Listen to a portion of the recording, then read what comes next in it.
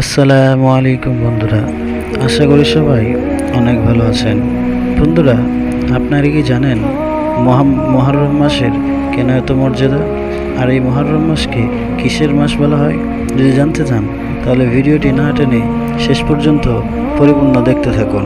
মুহররমের ফজিলত ও মর্যাদা সম্পর্কে আল্লাহ তাআলা বলেন, নিশ্চয়ই আসমানসমূহ ও পৃথিবী সৃষ্টির দিন থেকে আল্লাহর বিধান ও গণনায় মাস হচ্ছে 12টি, তদন্যে 4টি সম্মানিত। এটাই সুপ্রতিষ্ঠিত বিধান। সুতরাং এর মধ্যে তোমরা নিজেদের প্রতি অত্যাচার করো না, আর মুশরিকদের সঙ্গে তোমরা যুদ্ধ করো সমবেতভাবে, যেমন তারাও তোমাদের সঙ্গে যুদ্ধ করে যাচ্ছে সমবেতভাবে।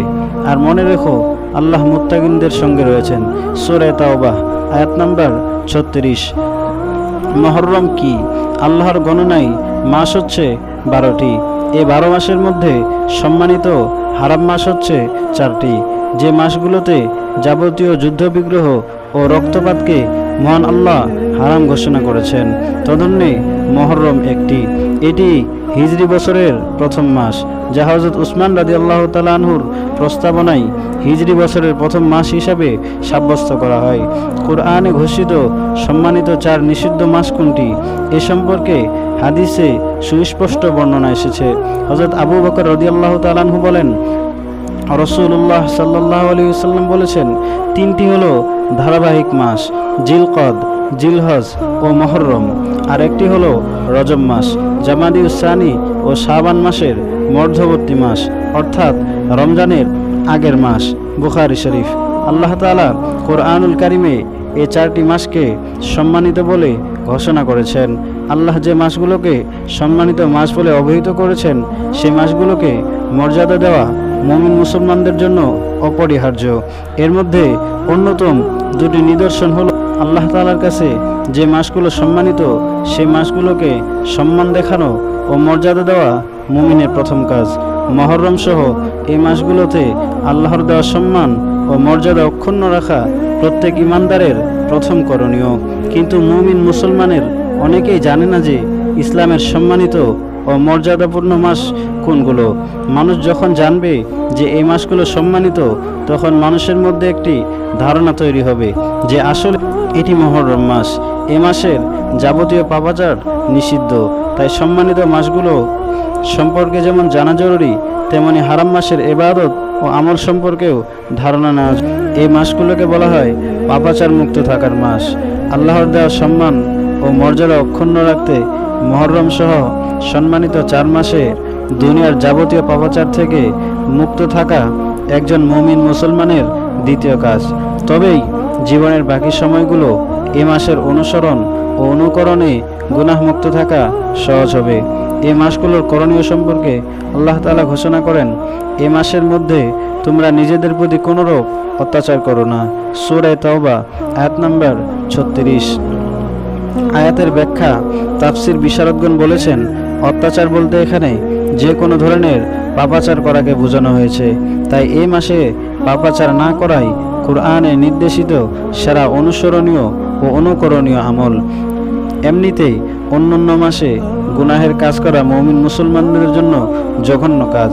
আর সম্মানিত 4 মাস জিলকদ, জিলহজ, মুহররম ও রজব মাসের পাপাচার করা দ্বিগুণ মারাত্মক অন্যায় ও সরাসরি মহান আল্লাহর নির্দেশ লঙ্ঘন।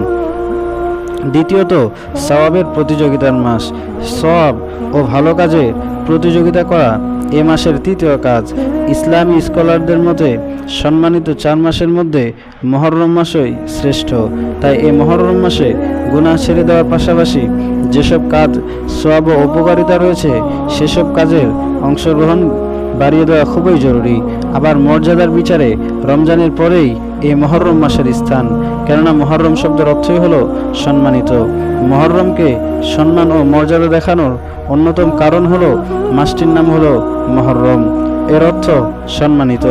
হাদিসেও এই মাসটিকে আল্লাহর মাস হিসাবে স্বীকৃতি দেওয়া হয়েছে।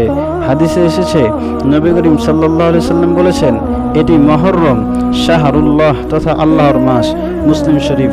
সুতরাং জিলকদ, জিলহজ, মুহররম ও রজব মাস এলেই নড়ে চড়ে বসে মুমিন মুসলমান। আল্লাহর নির্দেশ পালনে সতর্কতা অবলম্বন করে, যাবতীয় অন্যায় থেকে আল্লাহর দিকে ফিরে আসে, যাবতীয় পাপাচার থেকে নিজেদেরকে বিরত রাখে, কথা ও কাজে, চালচলনে, আমল ইবাদতে যথাযথ সতর্কতা অবলম্বন করাই মুমিনের জন্য এ মাসের অন্যতম দাবি। এই মাসগুলোর অভ্যাসই মুমিন মুসলমানকে বছরের বাকি মাসগুলো সঠিক পথে চলার পথ দেখাবে। উল্লেখিত ইতিমধ্যে 1445 হিজরি, এখন শুরু হয়ে গেছে 1446 হিজরি। বছরের শেষ 2 মাস জিলকদ ও জিলহজ ছিল মুমিন মুসলমানদের জন্য সম্মানিত মাস, আর এই সম্মানিত মাসের মাধ্যমেই নতুন বছর শুরু হচ্ছে। মুমিন মুসলমানদের জন্য উচিত নতুন হিজরি বছরের প্রথম মাস মুহররমে দুনিয়ার যাবতীয় অন্যায় আচরণ থেকে বিরত থাকা, মাসটির সম্মান ও মর্যাদা অক্ষুণ্ণ রাখা, কোরআন সুন্নাহর উপর যথাযথ আমল করা। আল্লাহ তাআলা মুসলিম উম্মাহকে সম্মানিত মাস মুহররমে যাবতীয় পাপাচার থেকে হেফাজত করুন। মুহররম জুড়ে নামাজ, রোজা ও ভালো কাজে অংশগ্রহণ করার তৌফিক দান করুক। এই মাস জুড়ে ভালো কাজের মাধ্যমে সব মহামারী ও বিপদ থেকে বিশ্ববাসীকে মুক্ত হওয়ার তৌফিক দান করুক। আমিন।